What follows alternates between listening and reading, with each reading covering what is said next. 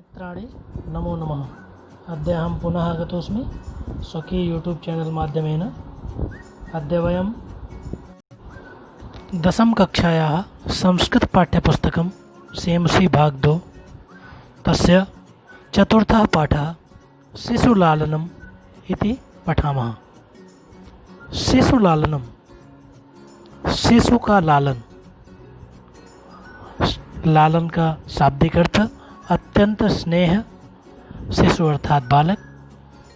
बालक हमेशा ही लालनीय होते हैं। यह पाठ दिंगनाग इस कवि के द्वारा लिखित है। यह प्रसिद्ध नाटक ग्रंथ कुंदमाला से स्वीकृत किया गया है। इस पाठ में भगवान श्री राम के द्वारा लव कुश को सिंहासन पर बैठाने की इच्छा की जाती है और उनके द्वारा इसका प्रतिवाद किया जाता है। और इस विषय का इस पाठ में अत्यंत मनोहारी वर्णन है। सर्वप्रथम दृश्य दिखाई देता है। सिंहासनस्थः राम ततः प्रविशत विदूषकेन णोपदिश्यमान मार्गो तापसो कुशलो। भगवान श्री राम सिंहासन पर बैठे हुए हैं। उसके बाद विदूषक के द्वारा मार्ग उपदेशित किए जाते हुए दोनों तपस्वी कुमार कुश और लव प्रवेश करते हैं। विदूषक कहता है इत आर्य, हे आर्य इधर से आए। विदूषक कुश लव से कहता है कि हे आर्य आप इधर से आए। कुश और लव रामस्य समीपम उपस्थित्य प्रणम्य च अपि कुशली महाराजस्य, ऐसा कहते हैं। कुश और लव राम के समीप आकर के उन्हें प्रणाम करते हैं और कहते हैं क्या महाराज कुशल से हैं। राम कहते हैं युष्मत् दर्शनात् कुशलम इव। राम के द्वारा कहा जाता है कि तुम दोनों को देखने से कुशल ही हूँ। कुशलम इव शब्द ही के अर्थ में आया है। भवतो किम वयमत्र कुशल प्रश्नस्य भाजनम एव, क्या यहाँ हम दोनों कुशलता के प्रश्न का पात्र हैं। न पुनरतिथिजन समुचितस्य कंठाश्लेष्य, फिर तो अतिथि के गले लगाने का औचित्य नहीं है। आलिंगन करके श्री राम कहते हैं अरे यह हृदयग्राही स्पर्श है।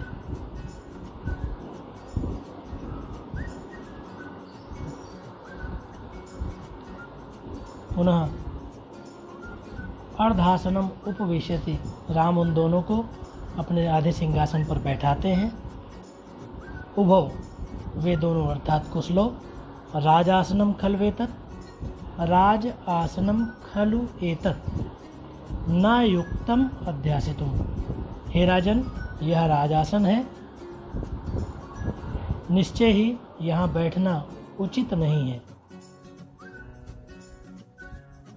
लव कुश के द्वारा कहा जाता है कि हे राजन यह राजासन है और इस पर बैठना उचित नहीं है। तब राम कहते हैं सव्यवधानम न चरित्र लोपाय, व्यवधान के साथ आचरण करना चरित्र लोप का कारण नहीं होता है। तस्माद् अंक व्यवहितम अध्यस्यताम सिंहासनम, इस कारण मेरी गोद में हृदय के समीप होने के कारण सिंहासन पर बैठो। अर्थात राम बताते हैं कि यदि आसन और आपके मध्य में कोई व्यवधान है तो इससे आपके चरित्र का लोप नहीं होगा, अर्थात आप इस आसन पर मेरी गोद में बैठ सकते हैं। अंकम उपविशति, अपने गोद में बैठाते हैं। उभौ अनिच्छाम नाटयत, दोनों अनिच्छा प्रकट करते हैं। राजन अलम अतिदाक्षिण्येन, हे राजन अधिक उदारता न करें, अर्थात आप उदारता पूर्वक हमें इस आसन पर न बैठाएं। राम कहते हैं अलम शालीनतया, हे लोकुस अत्यधिक शालीनता शिष्टता न करें। भवति शिशुजनो वयो अनुरोधात् गुणम महताम अपि लालनीय एव। शिशुजन अपनी अवस्था के कारण, आयु के कारण अत्यंत गुणी होने पर भी लालनीय ही होते हैं, अर्थात प्रेम करने के लिए ही होते हैं। व्रजति हिमकरो अपि बाल भावात् पशुपति मस्तक केतक छदत्वम। जिस प्रकार से कि हिमकर अर्थात चंद्रमा भी अपने बाल भाव के कारण शिव जी के मस्तक पर केतकी के पुष्पों से बने जूड़े का रूप धारण कर लेता है, अर्थात आयु कम होने पर शिशु हमेशा लालनीय है।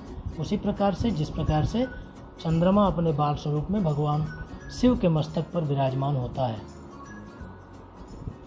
राम कहते हैं एष भवतो सौंदर्यावलोक जनितेन कुतूहलेन पृच्छामि। यह आप दोनों की सुंदरता को देखने से उत्पन्न कुतूहल के कारण पूछता हूँ। क्षत्रिय कुल पितामहयोः सूर्य चंद्रयोः को वा भवतोर वंशस्य कर्ता। क्षत्रिय कुल के पितामह सूर्य अथवा चंद्रमा में से आप कौन से वंश के हैं और आपके पूर्वज कौन हैं? आपके सौंदर्य से मुझे ऐसा प्रतीत हो रहा है आप क्षत्रिय कुल के हैं, तो आप ये बताएं कि आप दोनों सूर्य वंश के हैं अथवा चंद्रवंश के। ऐसा राम के द्वारा प्रश्न किया जाता है। लव भगवान सहस्त्र सीदति, लव बताते हैं कि भगवान सूर्य के वंश से उत्पन्न हैं, हम सभी सूर्यवंशीय क्षत्रिय हैं। राम कथम अस्मद्मानाभिजानो समृद्धो, कैसे हम एक समान वंश में उत्पन्न होने वाले हो गए। अर्थात राम भी सूर्यवंश के हैं और कहते हैं कि कैसे हम दोनों सूर्यवंश के हो गए। विदूषकः किम द्वयोर अप्येकमेव प्रतिवचनम, क्या आप दोनों का एक ही उत्तर है। विदूषक के द्वारा कहा जाता है कि क्या आप दोनों का एक ही उत्तर है, अर्थात क्या आप दोनों सूर्यवंश के हैं। लव भ्रातरा आवाम सोदर्यो, हम दोनों सहोदर भाई हैं। राम कहते हैं समरूप सन्निवेशः वयस्तु न किंचित अंतरम।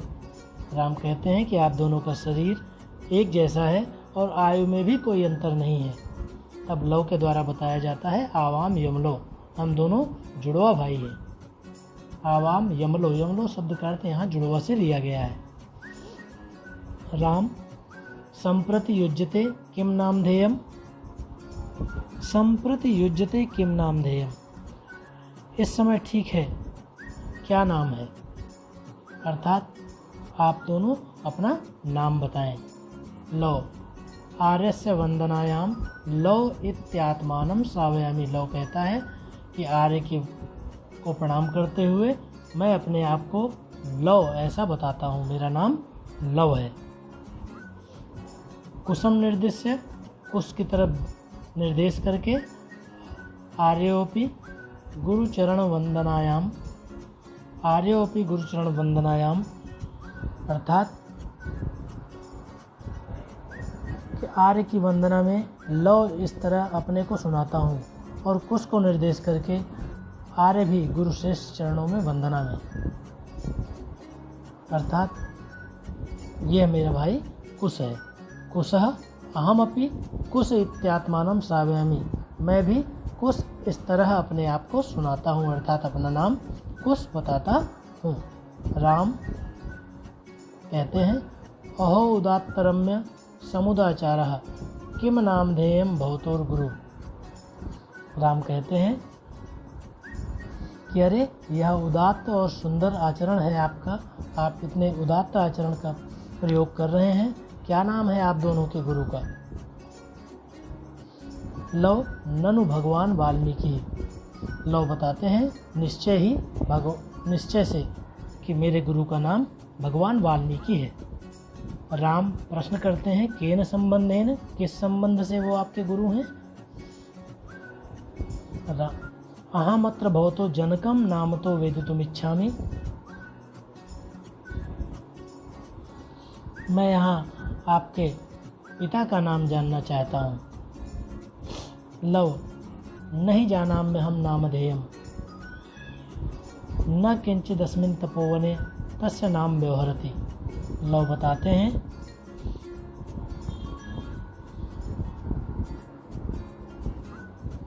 यहाँ एक पंक्ति विस्मृत हो गई है।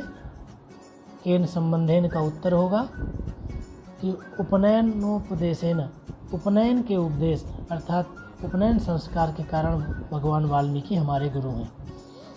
राम प्रश्न करते हैं, अहम अत्र भवतो जनकम नाम तो वेदितुम इच्छामि, मैं यहाँ आप दोनों के पिता का नाम जानना चाहता हूँ।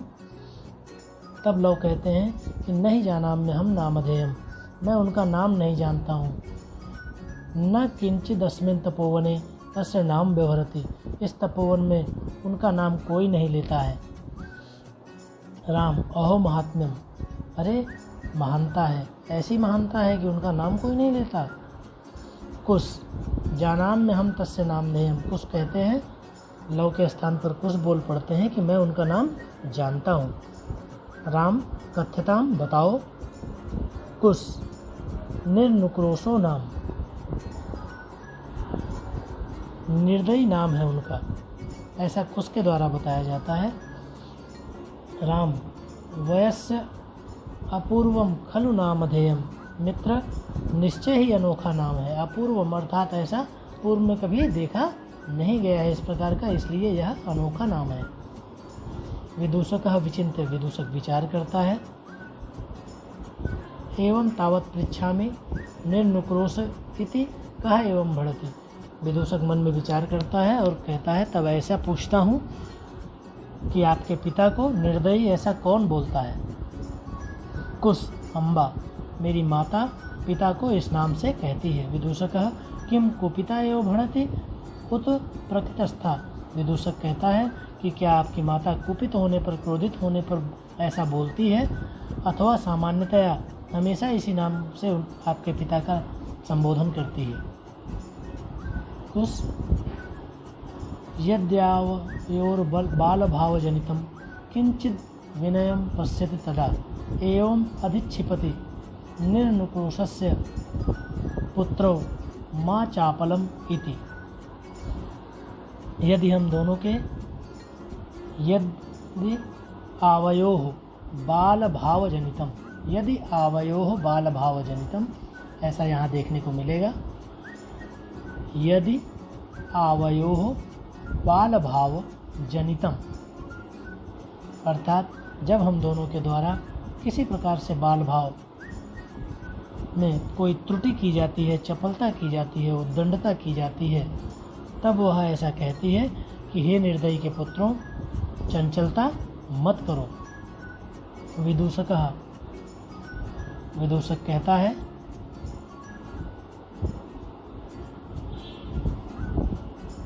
एतयोर यदि पितुर् निर्नुक्रोश इति नामधेयम एतयोर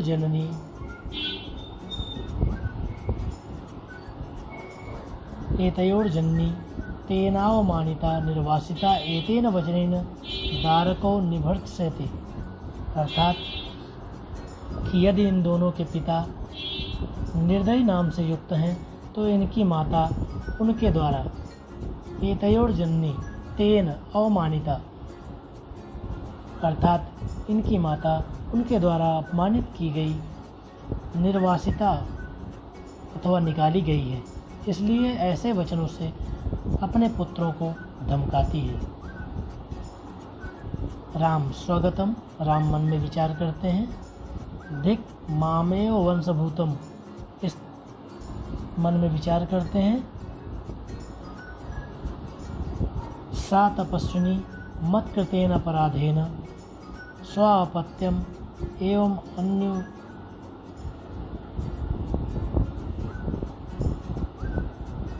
अर्थात मन में राम विचार करते हैं कि वह मुझे धिक्कार है कि मेरे द्वारा किए गए अपराध के कारण वह तपस्विनी स्व अपत्यम एवं अपने पुत्रों को ही गर्भ अच्छिरय निर्भसी, अपने गर्भ से उत्पन्न पुत्रों को भी मेरे द्वारा किए गए अपराध के कारण ऐसा कहती है। अर्थात राम मन में विचार करते हैं कि मुझे धिक्कार है कि मेरे द्वारा किए गए अपराध के कारण क्रोध से वह माता अपने पुत्रों को इस प्रकार से धमकाती है। सवाष्पम अवलोकयति, वाष्पम अवलोकयति, सवाष्पम अर्थात रुधे हुए गले से देखते हैं। राम अति दीर्घ प्रवासोयम दारुणश्च, यह प्रवास अत्यंत दीर्घ और कठिन है। विदूषक को देखकर पर्दे के पीछे से, विदूषकम अवलोक्य जनांतिकम, अर्थात विदूषक को पर्दे के पीछे से देख करके कुतूहलेन आविष्टो मातरम अनयोर मतो वेदितुम इच्छामि, न युक्तम च स्त्रीगतम अनुयोक्तुम विशेषतः तपोवने ततः कोऽत्र उपायः।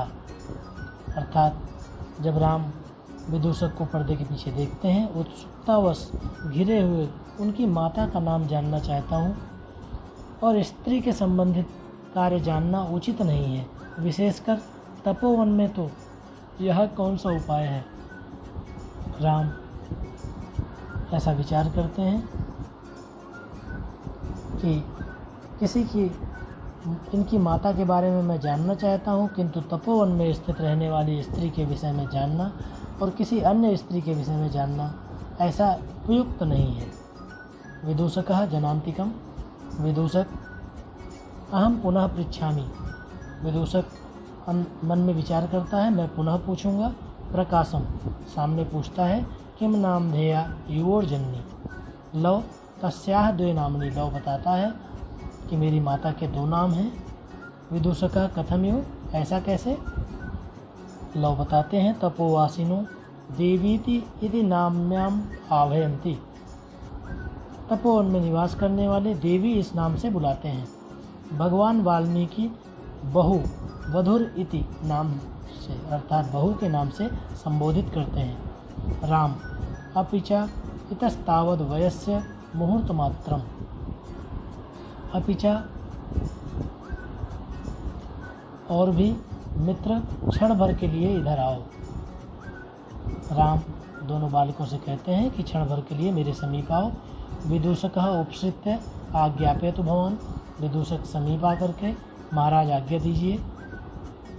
राम अपि कुमार योः अनयोः अस्माकं च सर्वथा समरूपः कुटुंब वृत्तांतः, इन दोनों कुमारों का और मेरे परिवार का विवरण पूरी तरह समान है। नेपथ्य अर्थात पर्दे के पीछे से स्वर आता है, इति वेला संजाता रामायण गानस्य नियोगः किमर्थं न विधीयते, इतना समय बीत गया है, रामायण गाने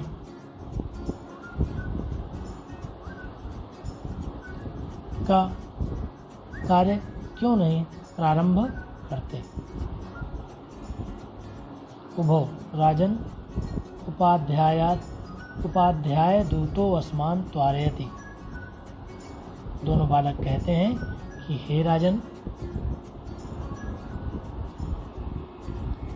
राजन उपाध्यायात दूतो अस्मान त्वारयति,